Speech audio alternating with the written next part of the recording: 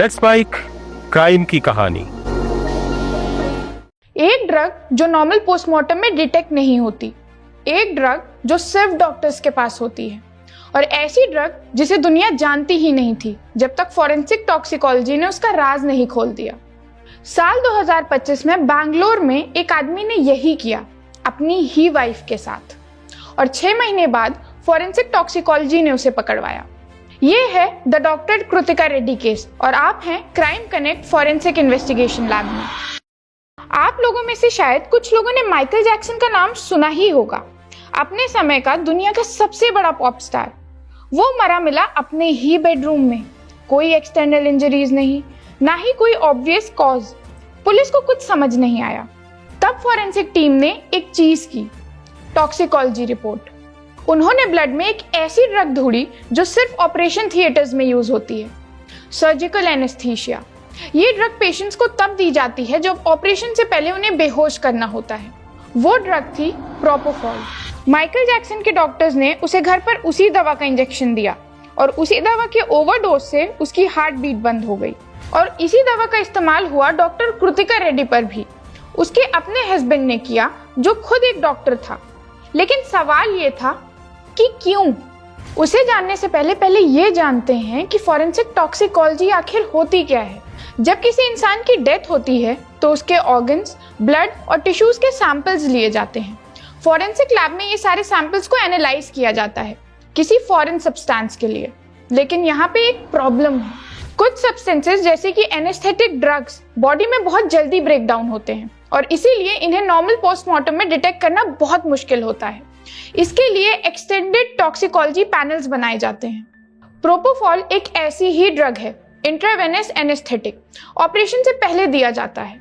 इसका overdose respiratory failures करता है, मतलब सांस रुकना, मतलब मौत। और क्योंकि ये सिर्फ डॉक्टर्स के पास अवेलेबल होती है, इसीलिए इसका मिसयूज पकड़ना और भी मुश्किल होता है। माइकल जैक्सन के डॉक्टर को पकड़ने में 2 महीने लगे, और डॉक्टर कृतिका के मर्डरर को पकड़ने में 6 महीने लग गए। 26 मई 2024 बेंगलुरु।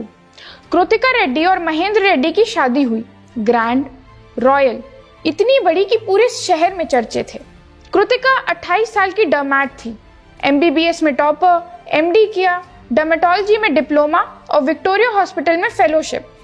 उधर महेंद्र रेड्डी गैस्ट्रो सर्जन था, वेल एस्टैब्लिश्ड फैमिली, खुद भी डॉक्टर। दोनों हॉस्पिटल के कॉमन फ्रेंड्स के जरिए मिले, पहले दोस्ती फिर रिश्तेदारी। कृतिका के पिता Munni Reddy retired electrical engineer थे। उनका सपना था बेटी की शादी अच्छी जगह हो। सपना पूरा हुआ। शादी में मुन्नी रेड्डी ने बेटी दामाद को 3 करोड़ का घर गिफ्ट किया। Honeymoon south Africa. अपने क्लिनिक की प्लानिंग शुरू हुई। 4 मई 2025 को skin and scalpel clinic open हुई थी। हर तरफ खुशियां थी, लेकिन महेंद्र के अंदर कुछ और ही चल रहा था। कृतिका शादी से पहले से गैस्ट्रिक और मेटाबॉलिक डिसऑर्डर से सफर कर रही थी। कुछ भी खाओ वॉमिटिंग, सोशल गैदरिंग्स में भी। एक फंक्शन में महेंद्र के दोस्तों ने हंसते हुए कह दिया, तूने तो एक बीमार औरत से शादी कर ली। वो एक सेंटेंस महेंद्र के अंदर कुछ तोड़ गया। उसके मन में बैठ गया कि कृतिका की फैमिली ने उसे छुपाकर उसे धोखा दिया। डिवोर्स का ख्याल आया, लेकिन प्रॉपर्टी जाने का डर, इज्जत जाने का डर। तो फिर क्या? महेंद्र डॉक्टर था, उसके पास रिसोर्सेज थे, उसके पास नॉलेज थी, और उसके पास एक प्लान बनने लगा। धीरे धीरे, साइलेंटली वो कृतिका की केयर करने का नाटक करता रहा। इंजेक्शंस देता, मैसेजेस करता, तबीयत कैसी है, फटीग हो रही है, डिस्कम्फर्ट तो नहीं। वो केयर नहीं थी, वो मॉनिटरिंग थी। अलग अलग ड्रग्स के इफेक्ट्स को लॉग कर रहा था। 21 अप्रैल 2025 महेंद्र के घर यानी गुंजर विलेज में जब क्लिनिक ओपनिंग में 10 दिन बाकी थे, तब कृतिका के पेट में इतना दर्द हुआ कि सीधी खड़ी ही नहीं हो पा रही थी। उसने महेंद्र से मदद मांगी, और यही वो पल था जिसका महेंद्र इंतजार कर रहा था। उसने डायग्नोज करने का नाटक किया, कहा कि कुछ इंजेक्शंस लगेंगे, दर्द खत्म हो जाएगा। कृतिका ने बिना 1 सेकेंड सोचे मान लिया। अपने पति पर, अपने डॉक्टर पर उसको पूरा भरोसा था।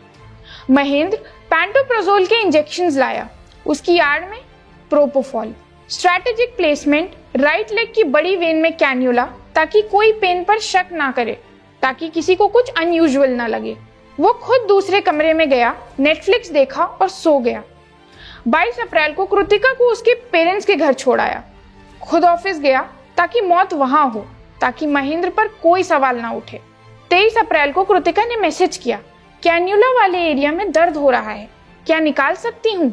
महेंद्र का जवाब था कि एक लास्ट डोज दूंगा, उसके बाद कोई पेन नहीं होगा। उस रात 9:30 बजे महेंद्र ने प्रोपोफॉल का लास्ट डोज दिया, ज्यादा क्वांटिटी में, और फिर खुद सो गया।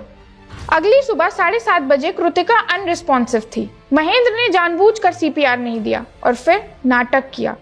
पेरेंट्स के साथ बाहर हॉस्पिटल भागा, जहां डॉक्टर्स ने कृतिका को ब्रॉड डेड डिक्लेयर कर दिया। पुलिस के लिए शुरू से ये अनक्लियर डेथ थी। कृतिका की बड़ी बहन निकिता ने पोस्टमार्टम की मांग की। बाकी सब मान चुके थे कि वो बीमार थी और मौत हो गई। निकिता नहीं मानी। पोस्टमार्टम हुआ, विसरा सैंपल्स FSL भेजे गए, रिपोर्ट साइन, कुछ अनयूजुअल नहीं। महेंद्र ने चैन की सांस ली। फिर वो आजाद परिंदे की तरह जीने लगा। नया इंस्टाग्राम अकाउंट बनाया, गोवा गया, फिर सीशेल्स गया, तमिलनाडु गया। 5 महीने बाद एक इंस्टाग्राम पोस्ट में लिखा, may be God is rewriting the best pages of my life to make it marvellously amazing. Kritika के जाने के 5 महीने बाद ये उसकी बेस्ट पेजेस थी। और एक जगह एक ब्लॉग्ड गर्ल को फोन पे मैसेज किया, I killed my wife for you. उस लड़की ने इग्नोर कर दिया, ये सोचकर कि ये ड्रामा है। लेकिन मौत के 6 महीने बाद 13 अक्टूबर 2025 को कृतिका की FSL रिपोर्ट, जो कि एक्सटेंडेड टॉक्सिकोलॉजी पैनल गई थी, फाइनली आई और उसने वो सब रिवील कर दिया जो नॉर्मल पोस्टमार्टम में पता ही नहीं चला। कृतिका के ऑर्गन्स में प्रोपोफॉल के ट्रेसेस थे। यही वो ड्रग थी जो सिर्फ ऑपरेशन थिएटर्स में यूज होती है, सिर्फ डॉक्टर्स के पास होती है और सिर्फ एनेस्थेशिया की तरह यूज होती है, और जिसके ओवरडोज से होती है रेस्पिरेटरी फेलियर्स और यहाँ तक कि मौत भी। यही डॉक्टर कॉनरेड मरे ने माइकल जैक्सन के साथ किया था। यही महेंद्र रेड्डी ने कृतिका के साथ किया। फॉरेंसिक टॉक्सिकोलॉजी ने 6 महीने बाद वो राज खोला जो मौत के दिन किसी को नजर ही नहीं आया। 14 अक्टूबर 2025 पुलिस ने महेंद्र को उडुपी में अरेस्ट किया, उसका फोन और लैपटॉप सीज किया, फॉरेंसिक एनालिसिस के लिए भेजा।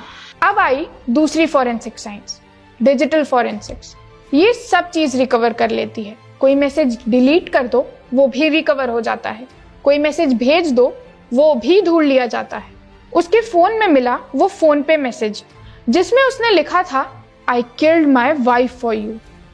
खुद लिखा, खुद भेजा, और ये उसके गले का फंदा बन गया। पुलिस टीम पहले ही कैन्युला सेट, इंजेक्शन ट्यूब और मेडिकल आइटम्स रिकवर कर चुकी थी। उसके पास मेडिकल नॉलेज थी, प्रिस्क्रिप्शन एक्सेस थी, उसके पिता की फार्मेसी थी। प्रोपोफॉल मिलना उसके लिए एक सेकंड का काम था।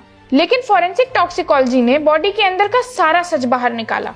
डिजिटल फॉरेंसिक्स ने फोन के अंदर का सच बाहर निकाला। 3 forensic science, forensic toxicology. Extended panel ने 6 महीने बाद वो ड्रग पकड़ी जो इनिशियल पोस्टमार्टम में डिटेक्ट ही नहीं हुई थी। Digital forensics, I killed my wife for you. एक खुद का लिखा कन्फेशन जो उसके फोन में बहुत पहले से प्रेजेंट था। Crime scene recovery, cannula, injection tubes जैसे फिजिकल एविडेंसेस क्राइम सीन से रिकवर किए गए, जिन्होंने क्राइम का ब्लूप्रिंट बनाने में हेल्प किया। वो एक डिसीजन जो कृतिका की बहन निकिता ने लिया कि पोस्टमार्टम होगा और एक्सटेंडेड टॉक्सिकोलॉजी पैनल होगा, उसने मदद की। अगर निकिता नहीं होती, महेंद्र आज भी आजाद होता। फॉरेंसिक साइंस तब काम करती है जब कोई सवाल पूछे, और वो सवाल निकिता ने पूछा। क्राइम कनेक्ट का अगर ये एंगल आपको नया लगा हो तो सब्सक्राइब जरूर करिए और अपने फ्रेंड्स के साथ जरूर शेयर करिएगा। Till then, stay curious, stay safe.